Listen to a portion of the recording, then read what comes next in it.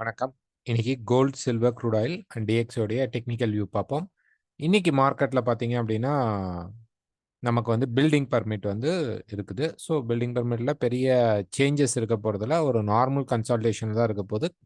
நாளைக்கு மார்னிங் நம்ம வந்து அல்லது ஆஃப்டர்நூன்குள்ள வீடியோ கண்டிப்பா குடுக்குறோம். ஓகேங்களா? ஸோ இன்னைக்கு நியூஸ் 7 மணிக்கு வரக்கூடிய நியூஸ் வந்து பெரிய லெவல்ல நமக்கு வந்து பயனுள்ளதாக இருக்க போறது இல்ல. இது டிஎக்ஸ்ஒய் என்ன பண்ணும் அப்படின்னு நம்ம பார்த்தோம் அப்படின்னோம்னா, நேத்தே எதிர்பார்த்தது தான். இப்ப இது ரெசிஸ்டன்ஸ் ஜோன். ஸோ ஒரு 4 ஹவர்ல போய் பார்த்தீங்கன்னா, இந்த இடத்துல மார்க்கெட் திரும்பணும் அப்படின்னு சொல்லி எக்ஸ்பெக்ட் பண்ணியிருந்தோம். நேத்து வந்த நியூஸ்ல லைட்டா மேலன்னு சொல்ல முடியாது. சும்மா அங்கேயே கன்சாலிடேட் ஆகி கீழ வர ஆரம்பிச்சிருச்சு.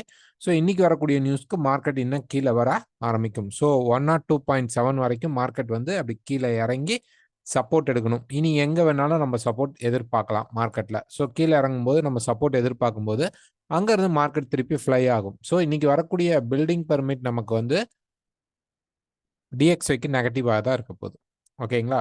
Next oil. ஸோ ஆயில் பொறுத்தவரைக்கும் தான் அந்த same inverse head and shoulder கேட்டிருந்தாங்க. இல்ல அது வந்து திருப்பி பார்த்தீங்கன்னா, கீழ வந்துட்டு இப்ப மேல ஏறி நின்னுட்டு இருக்கு.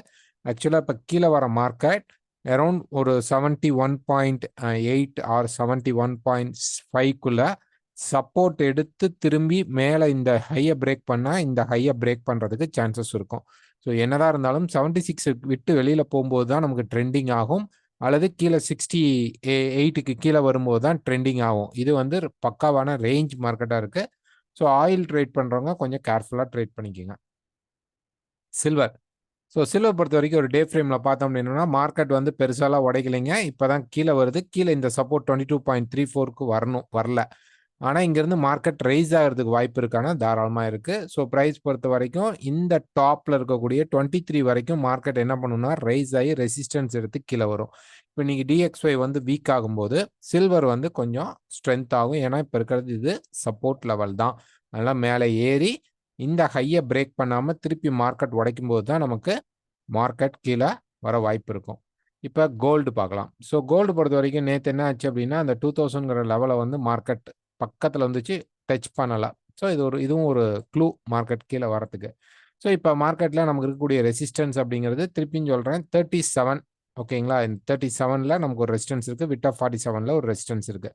மேபி இந்த இடத்துல லிக்விடிட்டி இருக்கிறதுனால கொஞ்சம் இந்த இடத்துல ஸ்வீப் ஆயிட்டு திரும்பினாலும், அதாவது கிட்டத்தட்ட நமக்கு வந்து ஒரு 30, 35க்கு மேலேயே மார்க்கெட்ல எங்க செல் கிடைச்சாலும் செல் எடுக்கலாம். இன்னைக்கு மார்க்கெட் கொஞ்சம் ரைஸ் ஆயி ரெசிஸ்டன்ஸ் எடுத்து கீழ வரும். இப்ப நமக்கு பிரேக் அவுட் லெவல் அப்படின்னு நமக்கு பார்த்தீங்க அப்படின்னா, செல்லுக்கு வந்து 1970 வரைக்குமே நமக்கு நெறைய சப்போர்ட் லெவல்ஸ் இருக்குது. அதுக்கு தான் மார்க்கெட் வேலை செய்ய போகுது.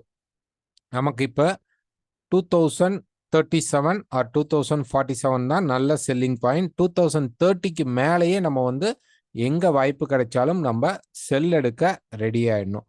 இந்த சேனல் ஓகே. ஸோ இந்த சேனல் வந்து இப்ப மாறிடும். ஓகே. இப்படி வரும்.